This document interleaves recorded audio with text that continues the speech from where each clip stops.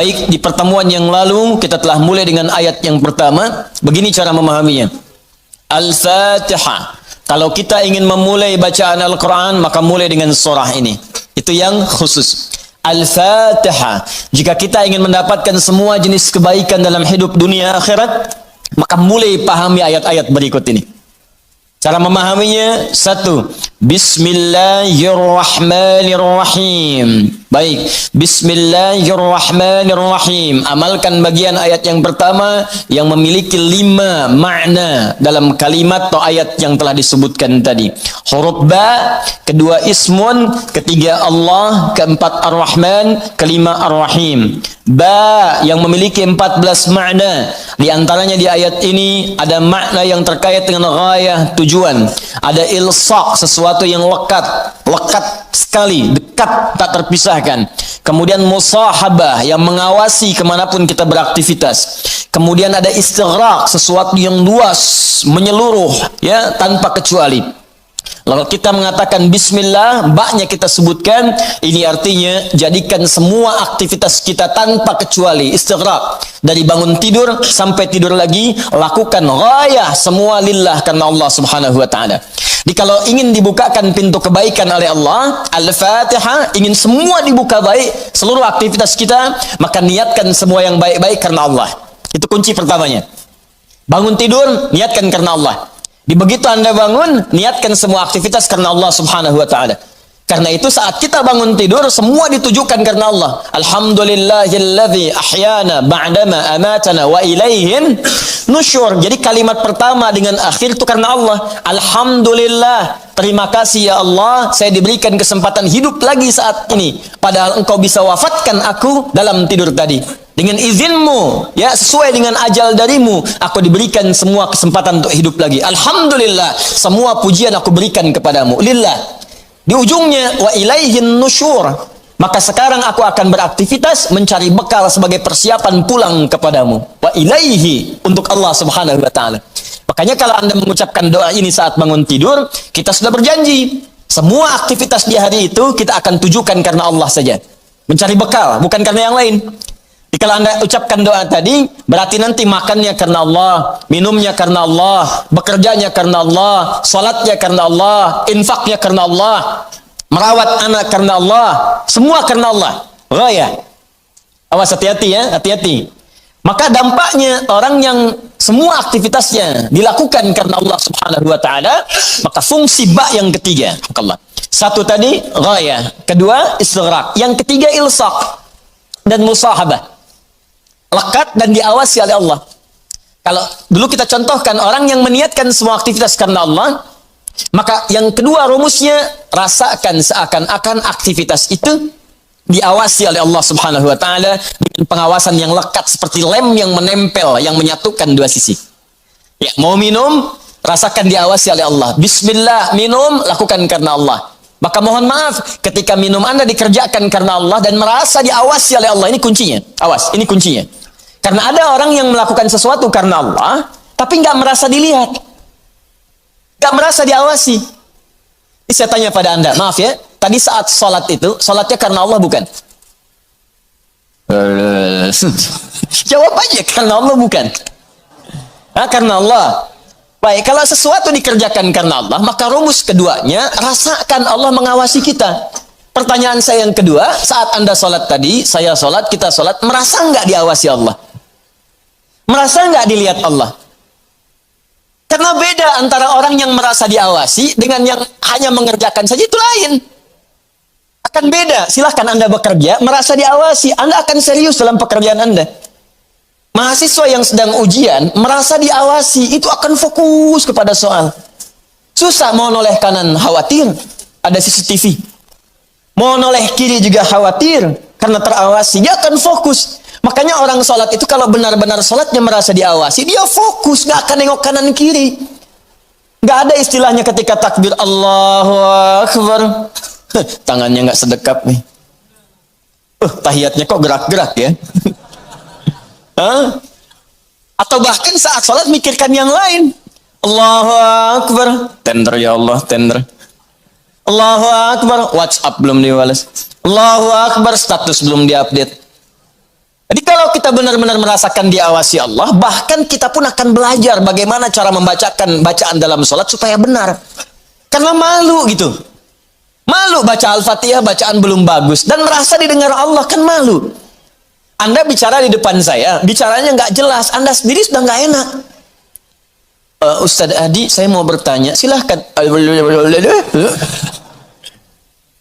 Kan kalau kedengaran nggak jelas pun, saya dengarnya pun nggak paham, Anda nyampaikan pun nggak enak. Sekarang Anda sholat setiap hari. 5 waktu menghadap Allah, belum tambahan sholat sunnah. Dan Anda sadar bacaan Anda belum bagus. Tapi anehnya merasakan didengar oleh Allah dan diawasi. Apa nggak malu gitu? Coba deh satu kali rasakan hal yang demikian. Jadi kalau kita memang merasa, itu dampaknya lain ke dalam ibadah kita. Nanti rumus terapannya, aktivitas harian kita. Ini minum, ini memang minum ini pekerjaan sederhana. Tiap hari kita minum. Cuman ada beda ketika minum kita itu merasa dilihat Allah. Maka saya katakan di pertemuan lalu, mustahil Anda akan menyentuh minuman yang tidak disukai oleh Allah. Mustahil. Jangankan menyentuh yang dilarang Allah, mau minum pakai tangan kiri pun rasanya nggak enak. Pasti Anda akan pindahkan itu kepada yang lebih baik. Paham sampai sini ya? Ya sama dengan proses begini, mencari nafkah, bekerja, dari di jalan, dari baca, berpakaian. Kalau semua dikerjakan karena Allah, demi Allah saya katakan, mustahil dalam pekerjaan bisa mudah menyentuh yang diharamkan oleh Allah. Gak mungkin. Gak mungkin mau terima proyek yang haram, itu mustahil. Mustahil ikutan tender yang haram, mustahil. Mustahil menjerumuskan diri pada yang tidak disukai oleh Allah. Karena merasa dilihat Allah. Dan merasa diawasi. Jadi mustahil. Dusta itu mustahil. Bohong itu mustahil, korupsi mustahil, nyogok gak mungkin. Bukan karena perkara takut orang lihat, karena Allah mengawasi kita.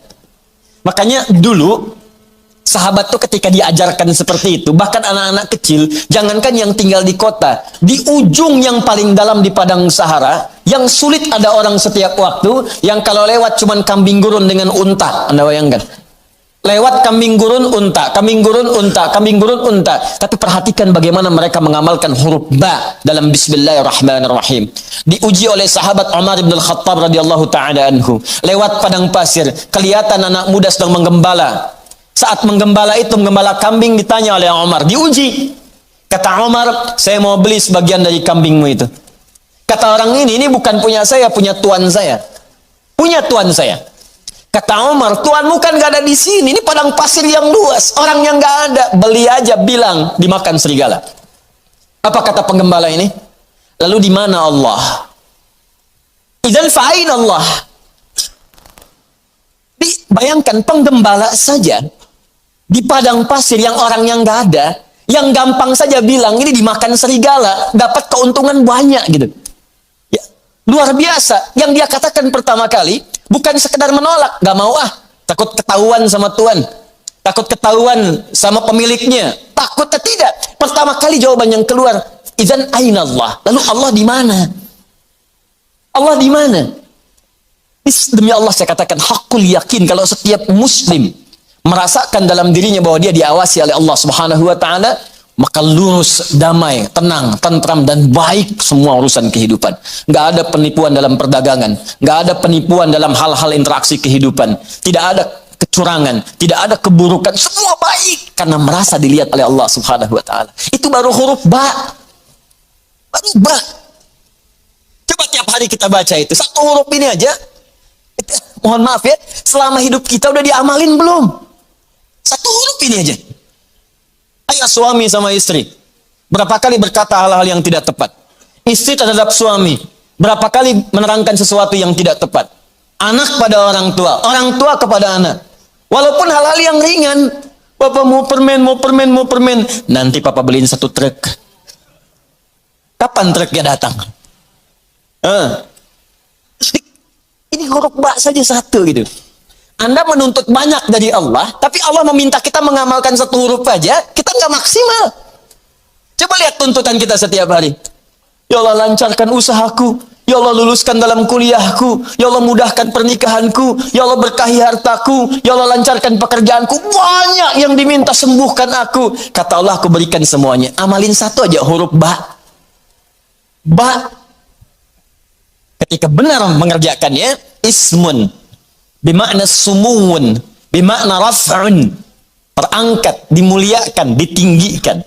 Ketika benar mengamalkannya, maka Allah akan berkenan meninggikan derajat kita, memuliakan kita pada semua aktivitas yang kita kerjakan dalam kehidupan kita. Syaratnya satu, kerjakan semua karena Allah Subhanahu wa taala. Allah sifatul uluhiyah wal ubudiyah, al-ma'budu bil haqqi aw al haqqil ma'bud. Bukan sekedar menunjukkan aktivitas karena Allah saja, tapi lekatkan dua sifat saat mengerjakannya. Saya mau minum ya, saya ucapkan bismillah. Bukan sekedar merasakan Allah mengawasi kita saja, tapi rasakan yang mengawasi kita punya sifat uluhiyah, sifat ketuhanan. Ini Tuhan saya, Allah. Gambarannya begini, maaf ya, gambarannya begini. Pimpinan saja, pimpinan di kampus, rektor mengawasi ujian Anda serius. Pimpinan di kantor, mudir, direktur utama mengawasi Anda begitu serius. Pengawas saat Anda bekerja, maaf, di sekolah, di SD, di SMP, di SMA ada pengawas, maka semua guru-guru serius. Semua serius. Sekarang yang mengawasi kita bukan makhluk lagi. Pencipta rektor, pencipta direktur, pencipta kemudian pengawas, pencipta semuanya. Jauh di atas mereka semua. Maka orang-orang yang merasakan langsung Allah, Tuhan yang mengawasi saya, maka setidaknya keseriusan itu lebih bertambah daripada sebelumnya. Itu poinnya. Dirasakan saat Anda mengerjakan sesuatu, langsung Allah yang mengawasi saya nih, bukan yang lain. Di saat bekerja rasakan Allah yang mengawasi saya. Saya nggak peduli ada manajer, nggak ada direktur, terserah. Ada supervisor, tidak ada supervisor, terserah. Yang penting Allah mengawasi saya. Itu poin pertama. Awas, ini perkaranya ringan nih, ya. Kelihatannya sedikit kecil, ringan, tapi dampaknya besar si Allah Subhanahu wa taala. Jika benar kita mengerjakannya dengan menuhankan Allah dan merasakan pengawasan Allah Subhanahu wa taala, maka nanti lihat dua terakhir di bagian penutup ayat tadi. Yang kedua, sifat ubudiyah. Ini yang sering gagal di sini. Haqqul ma'bud wal ma'budu bil haqq. Yang berhak untuk disembah dan yang disembah dengan yang sebenar-benarnya. Saya jelaskan di pertemuan yang lalu. Ya, siapa dia? Allah. Sifat dari nama Allah yang kedua adalah sifat yang menjadikan semua aktivitas kita niatkan sebagai ibadah karena Allah yang dipertuhankan tadi. Jadi kalau mau minum, bukan sekedar minum.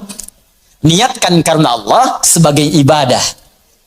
Kalau mau makan, niatkan karena Allah sebagai ibadah. Mau berpakaian, niatkan karena Allah sebagai ibadah. Makanya orang-orang yang berpakaian yang niatnya ibadah, nggak akan cari pakaian yang ngebuka aurat. Katanya karena Allah, tapi pakaiannya aurat terbuka. Coba akhwat deh yang di bawah. Bu, ya. Coba ada ibu lihat. Bismillahirrahmanirrahim. Pakainya memang bismillah, tapi rambutnya tersingkap. Jilbabnya nggak dikenakan gitu. Lalu di mana Allah pada saat mengucapkan bismillah itu? Kok bisa ke masjid pakai mukena ditutup, keluar dari situ pakai rok lagi? Ustadz lihat, tidak. Cuman ya gimana gitu? Ya. Kebayang nggak? Pernah menemukan yang seperti itu? Tuh. Ya kok bisa gitu kan? Di luar pakai rok, begitu masuk masjid kemudian ditutup semuanya. Kenapa Pak? Ibu kenapa ditutup? Mau sholat Pak? Terus kalau sholat ditutup? Iya, kenapa? Kan menghadap Allah. Lalu Allah itu cuma ada di masjid. Allah cuma ada di musola. Idan fa'in Allah. Sholat itu kan melatih kita untuk merasa dekat dengan Allah. Makanya disebut sholat. Coba lihat sini. Fokus. Kelihatan nggak? Enggak. Nih, sholat. As-salah. Begini. Lihat baik-baik ya, fokus dikit saya terangkan agak panjang. Ini asal katanya, kalau kita gali ke dasar-dasar yang paling awalnya, ini nanti ada dari kata silatun, as-silah. Kata kerjanya dari wasala, yasilu silatan, wasalatan. Sesuatu yang tersambung erat, sulit dipisahkan. Silah, sesuatu yang tersambung erat, sulit dipisahkan. Pernah dengar kata ini? Silaturahim. Ya, kami kumpul-kumpul saat ini untuk mengeratkan silaturahim. Silah itu sudah erat. Ya, silaturahim hubungan kasih sayang yang erat. Saking eratnya, jangankan saat kumpul, saat bubar pun masih tersambung hubungan itu. Di mana cirinya? Maaf, kesuksesan silaturahim itu bukan saat kumpul saling sapa, bukan. Kalau kumpul menyapa, wajar orangnya ada. Kalau kumpul tertawa, wajar orangnya pun ada. Silaturahim itu kalau ingin dilihat suksesnya saat pulang, apakah dia masih mendoakan Anda? Apakah masih mengingatkan Anda dalam kebaikan? Akhi, besok ta'lim ya. Akhi, malam tahajud ya. Kemudian Anda doakan tanpa sepengetahuan dia.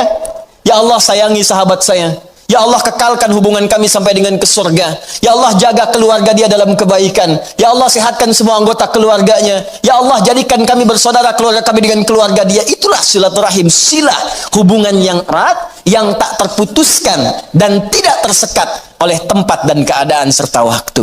Itu silah.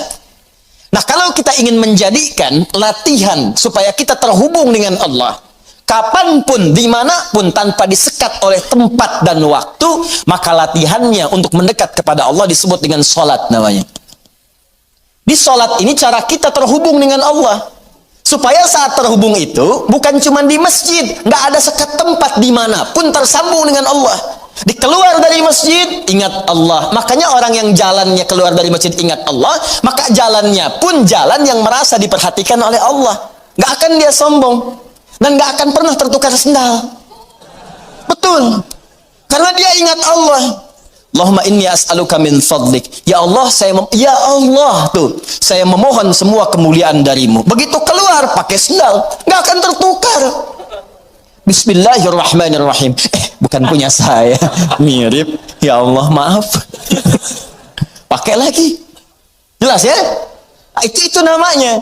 Karena itu orang mengatakan as-salah itu doa. Ad-doa. As-salatu ya doa. Pengertian fikih. Salat itu doa. Karena semua awal sampai akhirnya dalam salat kita baca doa. Tapi kenapa doa disebut salat? Karena saat berdoa kita tersambung dengan Allah subhanahu wa ta'ala. Itu poinnya.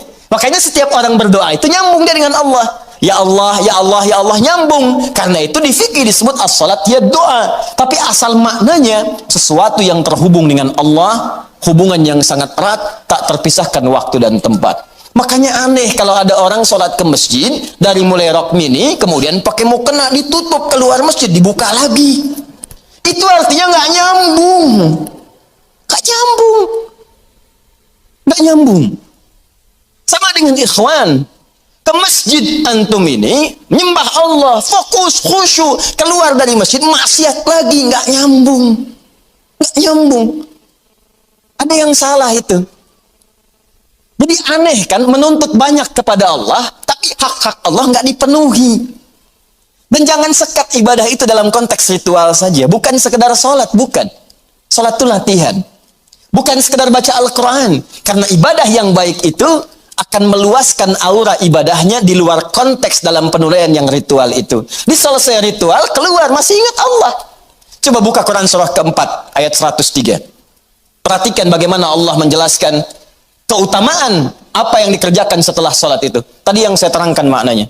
فَإِذَا قَضَيْتُمُ الصَّلَاةَ, maka jika engkau telah selesai mengerjakan salat, فَاذْكُرُوا اللَّهَ, maka salat yang benar itu saat dikerjakan akan mengingatkan engkau dengan Allah. Maka ingatlah Allah. Qiyaman, saat berdiri. Jadi kalau orang benar salatnya, selesai salat berdiri, yang diingatnya Allah. Wa qu'udan, duduk. Anda ke musola di kantor, balik dari ke musola, balik lagi ke meja, duduk di kursi, depan komputer, duduk sambil ngetik, fadhkurullah, ingat Allah. Bukan sekedar subhanallah, subhanallah, subhanallah, sambil ngerjain proyek astagfirullah, astagfirullah, astagfirullah, dicek oleh supervisor, di komputernya astagfirullah semua. Bukan itu. Bukan itu maksudnya. Maksudnya ketika Anda kerjakan itu, Anda ingat Allah, maka nggak ada nol yang bertambah. Tidak ada angka yang berubah, sesuai semuanya. Kenapa? Karena merasa diawasi oleh Allah subhanahu wa ta'ala. Tuh, dua poin itu hadir nggak dalam kehidupan kita? Apakah selama ini berpakaiannya karena Allah? Maka pakaian ini nggak akan dicari dari sesuatu yang haram. Dan pakaian ini akan digunakan pada yang baik-baik. Makanya pakaian yang diperoleh dari harta yang baik, akan keluar perbuatan baik dari itu. Harta benda yang dihasilkan dari proses yang halal, semuanya akan berkah. Coba lihat tuh, saya kan sering katakan, itu sendal Anda berapa kali dipakai ibadah, berapa kali dipakai untuk ke masjid. sepeda Anda, motor Anda, mobil Anda. Di rumah ada nggak satu ruangan yang belum pernah dipakai ibadah? Ada nggak? Coba cek, cari ya satu ruangan di rumah yang di situ nggak pernah dipakai ibadah, cari. Mulai sekarang pulang pakai dulu di situ. Khawatirnya saat dihisab itu nggak ada nilainya, cuma jadi gudang. Jadi gudang. Masya Allah, koper ditaruh di situ, kopernya pernah umroh tapi nggak pernah dipakai ibadah di situ. Ya. Ini sederhana teman-teman sekalian, tapi ini syarat mutlak untuk mendapatkan apa yang tadi kita inginkan. Al-Fatihah. Al-Fatihah. Ba-nya disertai dengan sifat uluhiyah dan sifat ubudiyah. Kalau benar semua itu dikerjakan, maka ditutup dengan kalimat Ar-Rahmanir Rahim. Makanya Ar-Rahmanir Rahim harakatnya kasrah, ikut kepada Allahnya, sifatnya.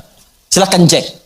Bismillahirrahmanirrahim. Nggak ada A, nggak ada U. I. Silahkan lihat. Bismillahirrahmanirrahim. Ada? Ar-Rahman itu na'at. Awas, na'at kepada sifat sebelumnya man'ut Allah. Di ilmu nahwu sifat mausuf, na'at man'ut. Siapa yang disifati? Allah. Siapa yang diman'uti? Allah. Di na'atnya Ar-Rahman, sifatnya Ar-Rahman, mausufnya Allah. Dan sifat mausuf nggak terpisahkan, paham? Tidak. Nggak bisa dipisahkan. Yang disifati dengan sifatnya. Yang disifati itu Allah, sifatnya Ar-Rahman plus Ar-Rahim. Sifat dengan yang disifati nggak bisa dipisahkan. Sifat Ar-Rahman nggak terpisahkan dengan Allah. Jadi kalau ingin mendapatkan sifat Rahman, maka amalkan sifat dalam lafaz Allah yang tadi disebutkan. Ingin mendapatkan kemuliaan dalam Rahman, maka amalkan dua sifat yang melekat pada kalimat Allah, uluhiyah kemudian ubudiyah. Pertuhankan Allah dan lakukan semua pekerjaan sebagai ibadah. Maka semua urusan dunia yang baik-baik Allah buka. Sifat Allah yang memberikan semua kemuliaan dunia disebut dengan Rahman. Nanti semua yang kita kerjakan karena ibadah punya bekal akhirat. Bismillahirrahmanirrahim. Minum. Alhamdulillah. Contoh. Nah, dituliskan ini. Karena diucapkan Bismillahirrahmanirrahim, ada kemudahan, berkah, memberikan kekuatan dunia. Tapi poin terbesarnya, begitu disebutkan Bismillahirrahmanirrahim, dituliskan pahala akhiratnya. 10 poin. Maka saat pulang ke akhirat nanti, dibukalah semua hasil pekerjaan dunia kita yang jadi ibadah. Sifat Allah yang memberikan kepada kita balasan dari akhir pahala tadi, disebut dengan Rahim namanya. Makanya semua pekerjaan yang tidak disebutkan nama Allah di dalamnya, maka dia kehilangan poin pahalanya. Sifat Rahim tidak akan pernah diberikan pada hamba yang tidak mendulang pahala dalam beraktivitas saat di dunia. Jelas sampai sini? Nah, karena itu tolong jangan sampai dunianya banyak, akhiratnya nestapa nanti. Jangan sampai dunianya kaya, akhiratnya fakir. Coba saya tanya deh di sini, pilih mana? Kaya dunia, fakir akhirat, atau fakir dunia, kaya akhirat? Benar. Benar, cepat. Perwakilan ibu-ibu. Biasanya ibu-ibu lebih cepat. Bu, ada saingan di sini. Ya, kaya dunia, kaya akhirat. Rabbana atina fid dunya wa fil akhirati wa qina adzabannar. Itu poinnya. Jadi kerjakan semua karena Allah. Ini kelihatan ringan, tapi kalau diamalkan akan ada perbedaan dalam kualitas kehidupan kita. Sekarang bagian yang pentingnya, ini yang kita sambungkan ke ayat yang kedua. Setelah kita mengerjakan semua karena Allah itu, dan Allah berikan apa yang dijanjikan tadi. Ya Allah, saya ingin mudah bekerja. Bismillahirrahmanirrahim. Ternyata diberikan. Ya Allah, besok saya ingin ujian. Bismillahirrahmanirrahim. Ternyata lulus. Ya Allah, besok saya akan lamaran. Bismillahirrahmanirrahim. Diterima lamarannya. Ya Allah, besok saya akan menikah. Bismillahirrahmanirrahim. Lancar akadnya. Lantas apa yang harus kita lakukan setelah Allah berikan semua itu? Untuk bisa mengabadikan nikmat yang diberikan tadi atau bertambah dari yang sebelumnya. Maka turun ayat yang keduanya, melanjutkan bagian yang tadi untuk mengabadikan nikmat atau bahkan menambahkan nikmat yang telah Allah anugerahkan kepada kita. Maka disampaikanlah oleh Allah Subhanahu wa taala, alhamdulillahi rabbil alamin. Alhamdulillahi rabbil alamin. Kita baca dulu tafsirnya dalam keterangan Al-Imam Ibnu Katsir rahimahullah dalam kitabnya Tafsirul Qur'anul Azim, supaya kita bisa mendapatkan pandangan dari ulama, nanti saya jelaskan huruf per huruf, kalimat per kalimatnya, yang memadukan dengan kitab-kitab yang sebagiannya telah sampaikan kepada Anda semua di pertemuan yang lalu. Halaman 35. Alhamdulillahi Rabbil Alamin. Firman Allah Subhanahu wa taala, Alhamdulillahi Rabbil Alamin. Nah, sekarang lihat, sekarang kita praktikkan tafsirnya. Ketika menggunakan dhammah disebut dengan mubtada. Perhatikan, alhamdu sifatnya mubtada, hukumnya disegerakan. Maka kalau Anda sudah mendapatkan nikmat dari Allah Subhanahu wa taala, Rahman, nikmat sehat, nikmat rizki, harta benda, nikmat keluarga, nikmat kenyamanan hidup, maka bersegeralah untuk memuji Allah Subhanahu wa taala. Syukur kepadanya. Maka Anda ucapkan alhamdu, sifatnya disegerakan untuk kita menjadikan sifat syukur kita kepada Allah setelah menerima nikmat. Ini hukum umum. Bukankah Anda kalau saya berikan sesuatu, Anda seketika mengucapkan ucapan? Apa ucapannya? Terima kasih. Ya, saya berikan sesuatu, Anda ucapkan pada saya apa? Terima kasih. Ya kan? Anda terima, Anda ucapkan, saya kasih, Anda terima. Begitu saya berikan, terima kasih. Ya kan?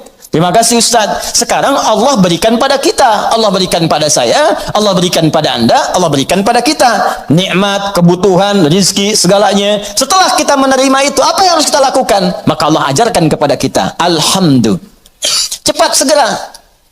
Jangan tunda, jangan diakhirkan. Begitu terima, syukur pada Allah, alhamdulillah. Alhamdulillah. Jelas sampai sini? Makanya kalimat alhamdulillah ini, itu dalam bacaan tafsir bisa dibaca dengan A. Bisa dibaca dengan A. Untuk menegaskan. Dari mana taunya Ustaz? Teruskan bacaannya. Waruya an Sufyan ibn Uyainah wa Ru'bah ibn al-Ajjaj annahuma qala alhamdulillahi bin nasbi wa huwa ala idmari fi'lin.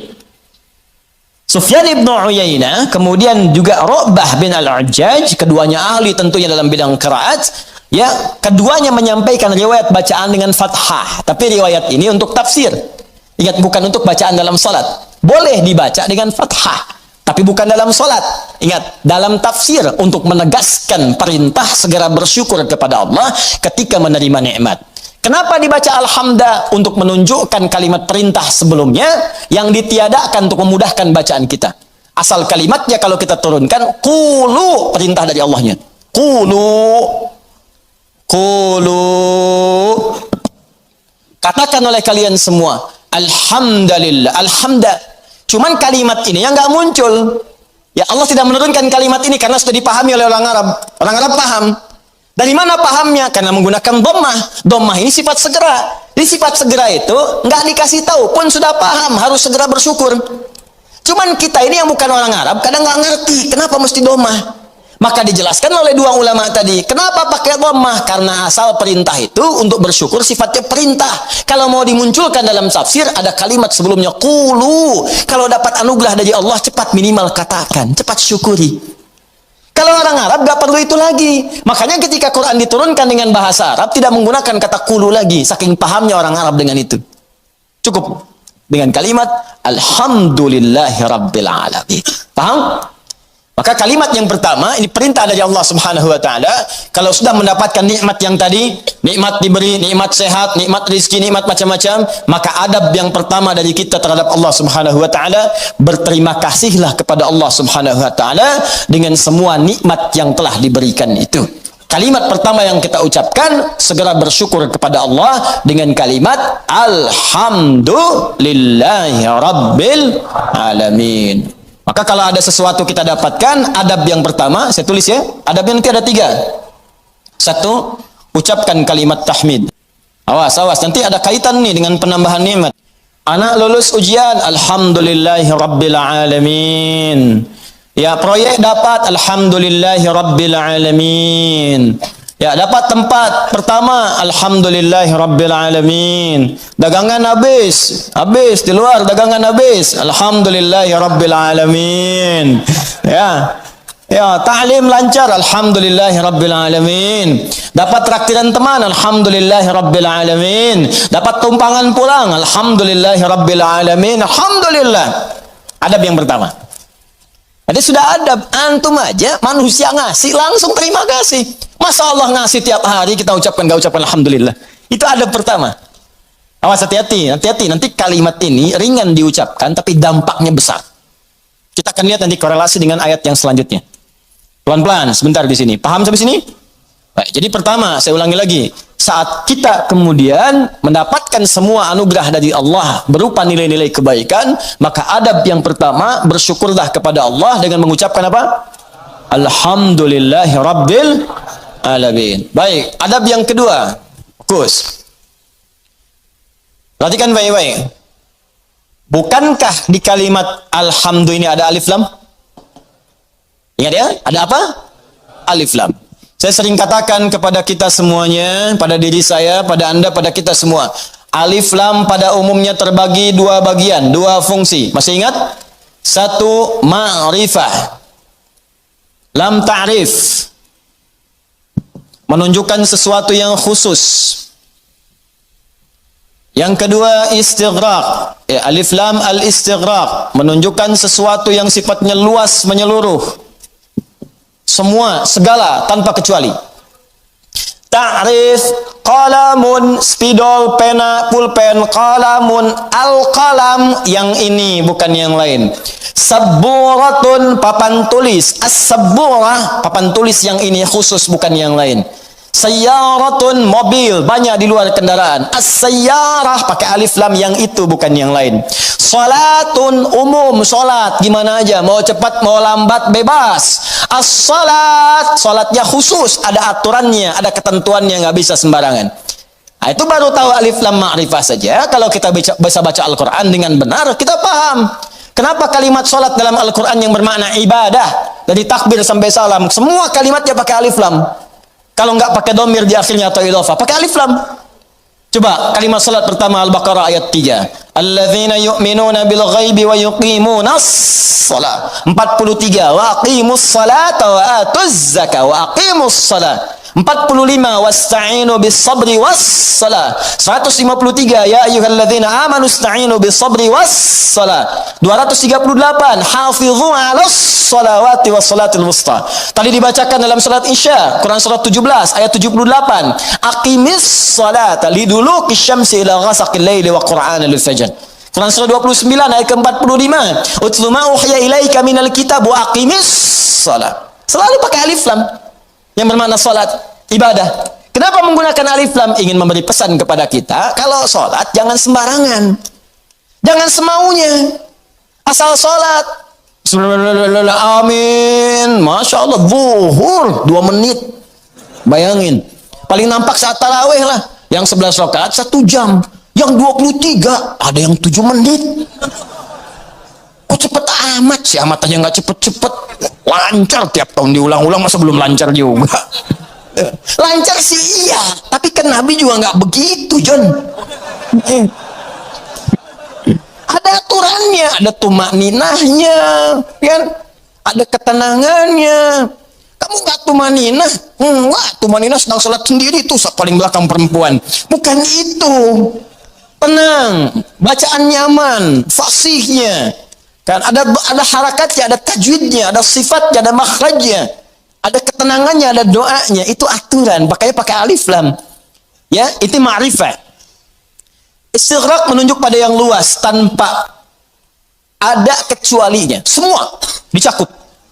Dan semua yang terdapat, tidak ada satu pun tersisa untuk yang lain. Semua tercakup. Nah, dua-duanya ini kita bisa terapkan dalam hukum kalimat alhamdu. Yang pertama, alhamdu. Kalau Anda ingin mengucapkan terima kasih, syukur kepada Allah Subhanahu wa taala, maka khususkan semua syukur itu hanya milik Allah saja.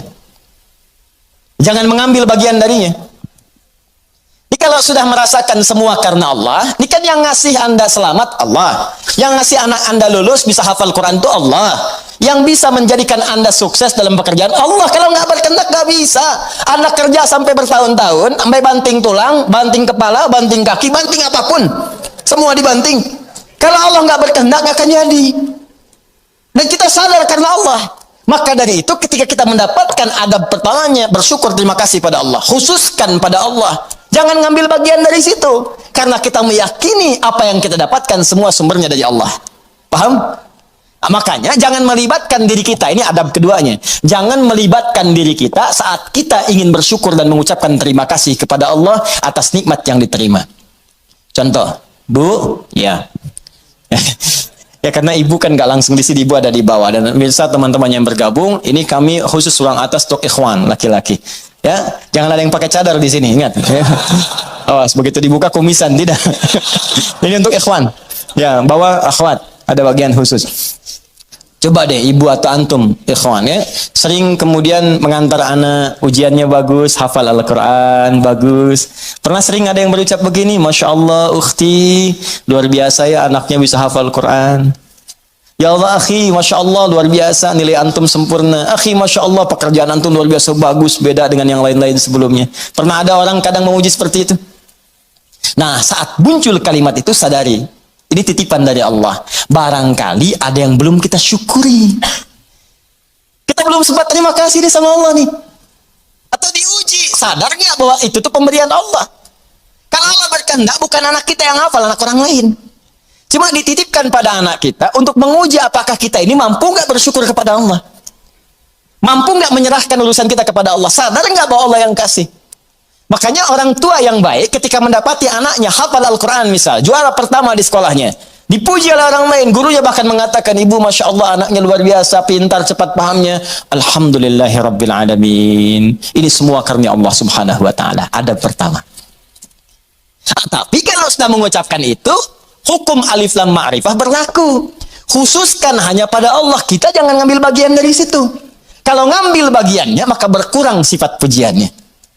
Ibu Masya Allah anaknya luar biasa bu, cepat pahamnya, hafalan Qurannya sempurna. Yang lain 2 tahun, dia 2 bulan dah hafal. Masya Allah, Alhamdulillahirabbil alamin. Semua karena Allah Subhanahu Wa Ta'ala.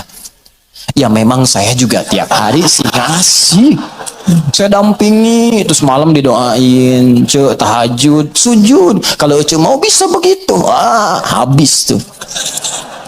Nah, jelas ya. Nah, jadi jangan ambil bagian dari situ.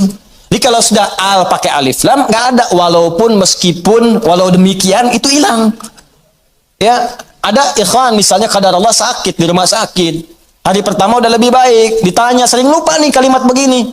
Gimana akhi? Alhamdulillah lebih baik. Ya walaupun udah nggak usah. Ya walaupun sedikit lagi, udah nggak usah pakai walaupun, meskipun, walaupun, walau demikian, itu udah hilang. Karena udah ada alif lam. Jelas ya? Udah ada alif lam. Ini tuh kayak sederhana beneran deh. Benar serius. Ya, ba satu huruf, cuman maknanya dalam. Alif lam. Ya, alif lam cuman al dibacanya. Tiap hari al itu banyak, tapi yang ini tuh beda dengan yang lain. Anda boleh gunakan al pada yang lain, tapi al melekat pada alhamdulillah beda. Lain dengan al pukat, lain dengan al kalin, lain dengan al yang lainnya. Beda. Jadi al di sini khusus. Ketika disebutkan al di sini, lekatkan semuanya karena Allah. Gak usah campuri pakai yang lain-lain. Makanya setan itu sering menggerakkan di hati kita pada sisi nafsu. Supaya itu dikurangi. Jadi nilai pahalanya berkurang. Bukan cuma nilai pahala. Nanti saya sebutkan kalimat yang lainnya. Begitu nanti yang ini sempurna, turun nanti pernyataan dari Allah Subhanahu Wa Ta'ala. Begitu benar, akan datang lagi yang lebih besar dibanding yang sebelumnya. Datang, meningkat lagi, meningkat lagi, meningkat lagi. Ini yang paling dahsyat. Tapi hukum yang kedua ini mesti berlaku. Jadi begitu ada pujian, ada apapun, ucapkan apa? Alhamdulillahi Rabbil Alamin. Tutup bagian diri kita yang ingin maju ke depan. Sudah. Tapi kenapa tapi Pak? Tapi semua ini dari Allah. Tidak ada peran saya sedikit pun di sini. Jelas sampai sini? Taib. Dan al berlaku yang kedua yaitu istighraq pada semua jenis kenikmatan yang kita raih. Ya, awas hati-hati, jangan cuma di satu sisi saja. Awas, hati-hati. Lupa kita itu. Dapat yang terasa materi, alhamdulillah. Iya. Alhamdulillah. Dapat proyek, dapat promosi, alhamdulillah. Keturunan, alhamdulillah. Alhamdulillah. Tapi lupa. Bukankah mata ini kadang dirawat oleh Allah untuk tidak sakit? Berapa kali bersyukur dengan nikmat mata ini? Berapa kali bersyukur dengan nikmat telinga yang jelas terdengar? Berapa kali bersyukur dengan nikmat kaki yang bisa melangkah? Anda berharap-harap hebat dapat proyek segala rupa, diuji oleh Allah, sakit kaki aja, nggak bisa berangkat kerja, hilang tuh. Jutaan, ratusan ribu, sekian, sakit, hilang. Cuman kaki aja satu, kena duri aja, ya, udah. Telinga nggak berfungsi sedikit, pusing, capek. Mata, kena gangguan, proyek nggak bisa kelihatan, susah. Berapa kali kita bersyukur dengan semua nikmat ini?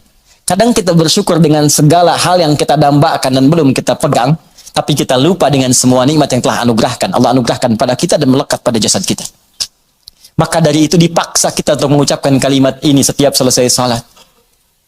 Supaya ingat banyak nikmat yang telah Allah berikan pada kita, walaupun kita berharap-harap yang lain yang belum tentu kita butuhkan.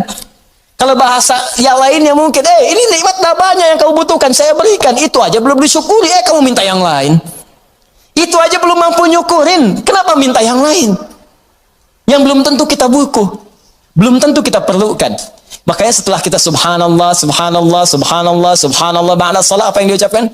Alhamdulillah, alhamdulillah, alhamdulillah, alhamdulillah, alhamdulillah, supaya sadar telah banyak nikmat yang kita peroleh, yang kadang kita menuntut banyak hal yang belum tentu kita butuhkan, tapi kita telah mendapatkan limpahan rahmat yang telah kita perlukan selama hidup kita. Jelas? Nah, bagian terakhir, adab yang ketiga. Dalam semua nikmat yang Allah berikan kepada kita, baik terasa ataupun yang belum terasakan. Ya, yang terasa sifatnya ini yang kita dapati dalam kehidupan kita. Yang belum terasakan, yang kadang-kadang kita ikhtiar baru kita peroleh. Jangan bedakan semuanya. Semua setiap kita dapati, alhamdulillah. Makanya kalau berzikir pasca sholat, jangan cuma di lisan. Saat alhamdulillah itu kaitkan dengan nikmat yang telah kita dapatkan. Ini begitu mengucapkan alhamdulillah, alhamdulillah, alhamdulillah. Bayangkan mata sehat, telinga sehat, kaki sehat, hati sehat, pikiran sehat, bening semuanya. Ya, anak sehat, semua sehat, istri sehat, suami sehat. Alhamdulillah, alhamdulillah. Makanya bersyukurnya nikmat.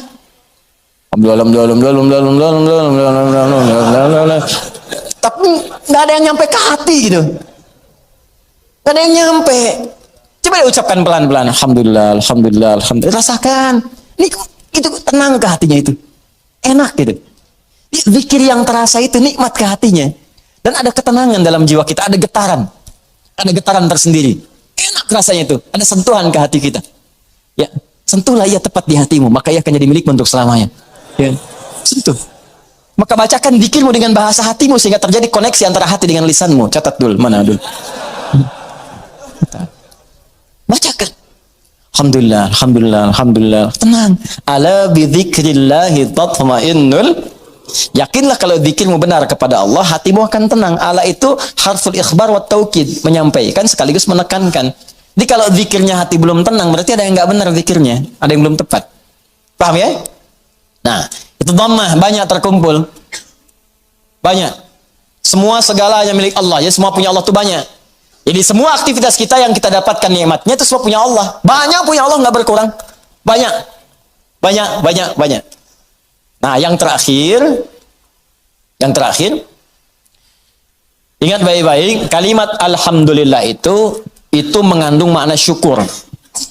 Syukur. Ya, kalau manusia berterima kasih, kalau kepada Allah kita bersyukur. Baik. Apa artinya syukur? Ya, syukur itu kalau mau dicatat boleh, kalau mau didengar, dihafalkan atau disimak kembali pun tidak ada masalah, yang penting paham. Paham maksudnya. Syukur itu ungkapan rasa terima kasih, ungkapan rasa terima kasih dan bahagia, ungkapan rasa terima kasih dan bahagia atas nikmat yang diperoleh, atas nikmat yang diperoleh dengan cara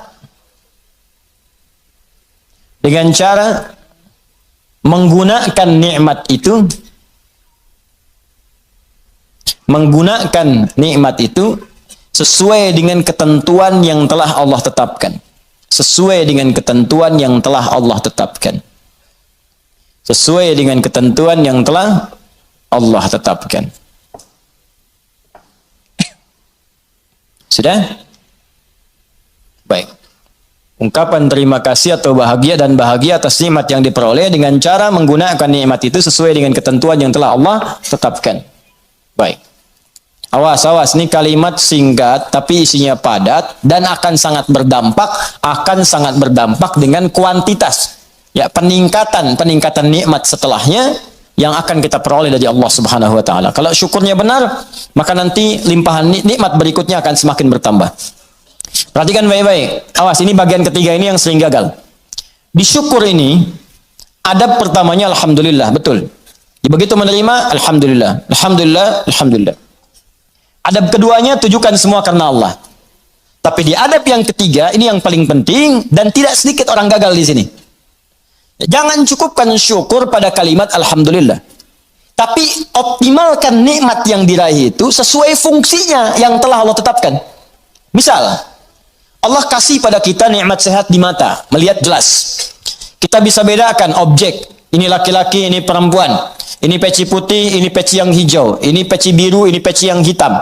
Bahkan yang paling nikmat, paling besar, kita bisa membedakan nikmat hak dan batil. Nikmat halal dan haram. Ini halal, itu haram. Baik, ini hak, ini batil. Jujur itu hak, dusta itu batil. Mencari dengan yang benar itu hak, korupsi itu haram, batil. Itu nikmat luar biasa. Ini tayangan yang hak, ini yang batil. Baik, ketika kita dapatkan semua nikmat itu, maka syukuri. Maka cara mensyukurinya, tempatkan, gunakan mata ini, nikmat mata, untuk melihat sesuai dengan apa yang telah Allah tetapkan. Apa fungsi mata yang telah Allah tetapkan? Bukan sekedar melihat. Saya sering katakan, saya sering sampaikan, dalam Al-Quran, fungsi mata itu bukan sekedar melihat. Untuk manusia diikat dengan kalimat, melihat yang baik-baik. Bahkan tegas kalimat Qurannya, palingkan ketika yang dilihat itu tidak baik menurut Allah. Ini nggak baik nih, palingkan. Di mana ditemukannya? Di Quran surah ke-24, An-Nur. Ayat berapa Ustaz? Ayat 30 untuk laki-laki. Apakah perempuan ikut? Ikut, bahkan harus. Ayat 31-nya perempuan. Bahkan iman kita dipertaruhkan di situ. Qul lil mu'minina yaghuddu min absarihim. Katakan pada pria-pria yang masih merasa punya iman, kalau nggak punya iman ya nggak masalah, karena imannya nggak ada, maka nggak ada rem dalam dirinya. Karena iman nggak ada, maka nggak ada petunjuk pada hatinya. Di hati itu ada iman. Kata Allah, kalau hatinya ada iman, maka iman itu akan merambat ke seluruh anggota tubuhnya. Saat dia naik ke mata, yaghuddu min absarihim, maka imannya akan menunjukkan apa yang harus dilihat oleh matanya. Ketika yang dilihat itu tidak benar menurut imannya, maka dia akan palingkan dari pandangan itu. Nah, jadi kalau ingin mensyukuri nikmat mata, pakai mata ini untuk melihat yang benar-benar, yang baik-baik menurut Allah. Itu tandanya kita bersyukur dengan nikmat. Dan tanda yang kedua, iman kita masih ada, masih kuat. Jadi kalau kita mengatakan alhamdulillah, nikmat mata, tapi mata dipakai pada yang tidak benar, itu bukan syukur namanya. Apalagi pas diucapkan, pas dilihat yang nggak benar. Gambar apa ini? Ini nih nggak benar nih gambar nih. Alhamdulillah. Nah, alhamdulillah, pandangan pertama, selanjutnya kan nggak boleh. Kalimatul haq, bihal batil. Ya, kalimatnya benar, cuma ditempatkan di tempat yang salah. Paham? Jadi coba cek deh. Katanya alhamdulillah, tapi mata masih dipakai pada yang tidak baik. Berapa kali Anda melihat gambar yang tidak tepat saat membuka status? Saat mengupdate status? Saat melihat browsing, searching, berita di internet? Saat membuka handphone, berapa kali iklan tampil? Kemudian mata kita bisa mengelak dengan cepat. Pindahkan pandangan. Itu baru satu. Belum telinga. Nikmat telinga, gunakan telinga sesuai dengan fungsi yang telah Allah tetapkan. Kata Allah, jangan dengar yang tidak baik. Ya ayyuhalladzina amanu, hai orang-orang masih merasa punya iman, la yaghtab ba'dukum ba'dha, jangan dengarkan gibah. Jangan bergibah, jangan dengarkan gibah. Jangan bikin acara gibah, jangan jadi pelaku gibah. Sekarang dikemas jadi acara TV. Itu yang repot, gibah. Ya, bikin di situ tulisan. Memang kadang-kadang gini, kalau maksiat itu jangan dikemas-kemas. Semakin dikemas kelihatannya semakin bagus. Dijualnya jadi menarik. Bikin aja title yang langsung tunjukkan pada tingkat maksiatnya. Ya. Jadi kalau ada tayangan-tayangan gosip, langsung antum sebarkan berita, tayangan gibah. Gitu aja. Sebarin untuk yang lain, share. Tayangan gibah. Terus turunkan ayat Quran di bawahnya. Khusus bagi orang Islam. Islam saja supaya nggak jadi tersangka nanti.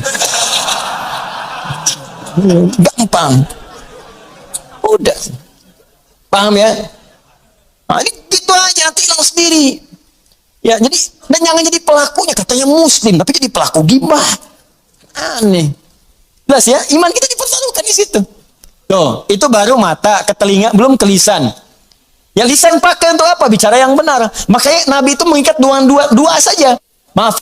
Man kana yu'minu, iman lagi tuh. Man kana yu'minu billahi wal yaumil akhir falyaqul khairan aw liyasmut. Siapa yang masih merasa beriman pada Allah dan hari akhir. Kenapa ada hari akhir? Menunjukkan hisab. Dihisab. Wafat dihisab. Itu penegas tuh. Jadi kalau melanggar ketentuan ini, maaf, berarti iman bermasalah. Yang kedua, merasa ringan saat dihisab. Falyakul khairan, katakan yang baik-baik. Jadi kalau masih punya iman, yang nggak baik itu nggak akan dikatakan. Apa yang nggak baik? Banyak. Dusta. Wailulil mukadzibin, celaka para pendusta. Dusta itu nggak baik. Kalau dusta akan celaka. Gibah, ya celaan, makian, perselisihan, nggak baik. Makanya kalau Anda rajin ikut taklim, tapi rajin berselisih, ada yang aneh tuh. Aneh. Katanya taklim, katanya mendekat pada Al-Quran, katanya ingin praktekkan Al-Quran, tapi melanggar isi Quran. Aneh. Aneh. Anda belajar di mana? Quran mana yang Anda praktekkan? Mana iman Anda? Taklim itu menguatkan iman, bukan melanggar iman. Itu poinnya. Jadi kalau Anda dekat dengan Allah, itu semua tubuh kita akan dijaga. Lurus pada nilai-nilai kemuliaan. Lihat sampai sini? Itu teman-teman, itu baru tubuh kita. Belum yang lain. Ini saya tanya pada Anda, ya, mulai dari pakaian, alas kaki, rumah, ya, kendaraan. Pertanyaan saya, berapa nikmat yang telah kita peroleh, yang telah kita gunakan sesuai fungsi yang telah Allah tetapkan kepada kita. Makanya pelajari dulu sebelum meminta kepada Allah. Ya Allah, berikan aku anugerah rumah. Apa fungsi rumah menurut Allah dan Rasulnya? Turunkan. Ada fungsi rumah untuk berzikir, fungsi rumah sebagai naungan. Fungsi rumah itu ada 3-4 dalam Al-Quran. Ada manzil, kenapa rumah disebut dengan manzil? Ada bait, kenapa disebut dengan bait? Ada dar, kenapa disebut dengan dar? Ada maskan, kenapa disebut dengan maskan? Ada di situ turunannya, pelajarin dulu. Jangan ngotot minta sesuatu, tapi ketika diberikan nggak bisa syukurin. Itu yang bahaya nanti saat hisab. Nih rumah, kenapa disebut dengan maskan? Tempat untuk tinggal. Tapi kata maskan dari kata sakinah. Sakinah itu sesuatu yang tenang, tentram. Ciptakan ketentraman di rumah, ciptakan ketenangan di rumah. Kalau sudah punya rumah, bikin suasana tenang di rumah. Jangan di rumah ribut terus. Di rumah berselisih terus. Kalau Anda di rumah tiap hari ribut, artinya kurang syukur Anda kepada Allah.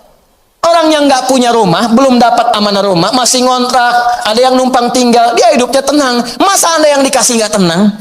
Padahal tempatnya disebut maskan, tempat untuk tenang. Ustadz, kenapa saya nggak tenang? Karena Anda nggak belajar turunan dari maskan. Maskan itu sifatnya sakinah. Sakinah itu dibawa ke rumah tangga. Ayatnya Quran 30, surah 30 ayat 21. Pelajari ayatnya. Di situ ada sakinah. Sakinah dapat, mawadah turun. Mawadah turun, rahmat dapat. Di situ disingkat sakinah, mawadah, rahmah. Disingkat jadi samara. Dibawa ke dapur jadi sambara. Itu. Ini kan pernikahan seperti sayembara, tebak-tebakan. Anda mendapatkan samara, tapi Anda tidak menggali hikmahnya. Bagaimana bisa meraihnya? Anda mendapatkan pengen sakinah, tempatnya maskan yang punya Allah, tapi Anda sendiri jauh dari Allah. Bagaimana bisa mendapatinya? Makanya fungsi rumah yang kedua disebut bait. Bait itu dari bata yabitu, baitan, tempat menetap. Tapi bukan sekedar menetap. Karena dalam Al-Quran ketika disebutkan bait, sesuatu yang mendekatkan diri dengan Allah. Makanya Ka'bah disebut bait. Quran surah ketiga ayat 96. Inna awwala baitin wudi'a lin-nasi alladzi bi Bakkah mubarakah.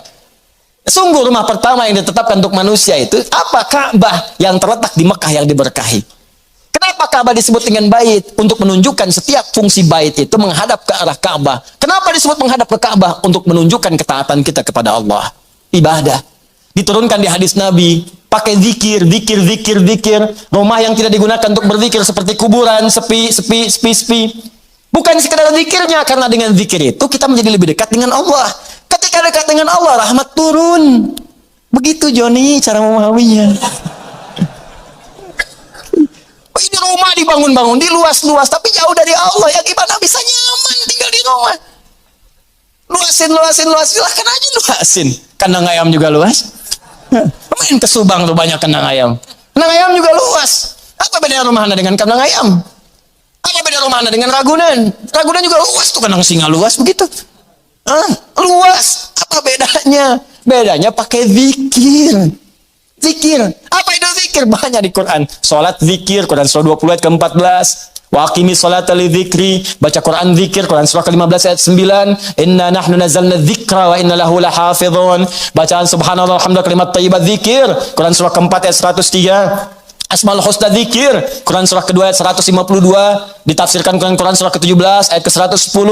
Doa itu zikir, Quran surah ke-7 ayat 205. Menghafal Quran zikir, Quran surah ke-54 ayat 17 ayat 22 ayat 32 ayat 40. Kenapa nggak dihidupkan di rumah tuh begitu? Zikir. Semua, ayo coba deh dengan istri menghafal, kan? Masya Allah. Nggak apa-apa sambil bercanda. Setelah itu berlomba. Gak apa-apa. Mama sayang, Masya Allah. Tahu nggak bedanya keramik sama kamu? Wah, gitu. Nggak tahu Pak. Kalau keramik makin lama makin antik. Kalau kamu makin lama makin cantik. Catat. Oh, Bapak bisa aja. Bukan karena bisanya, tapi kecantikan itu memudar di dunia. Saya ingin semua bertahan sampai ke akhirat. Yuk. Kita mulai dengan menghafal Quran. Mudah-mudahan kita mendapatkan mahkota di akhirat. Itulah kecantikan dan keindahan yang hakiki di hadapan Allah Subhanahu wa Ta'ala. Masya Allah, Masya Allah. Alim. Praktekin. Masya Allah, Masya Allah.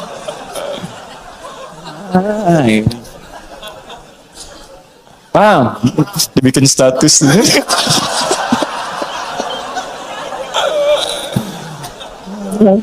Aduh, dunia ada-ada aja.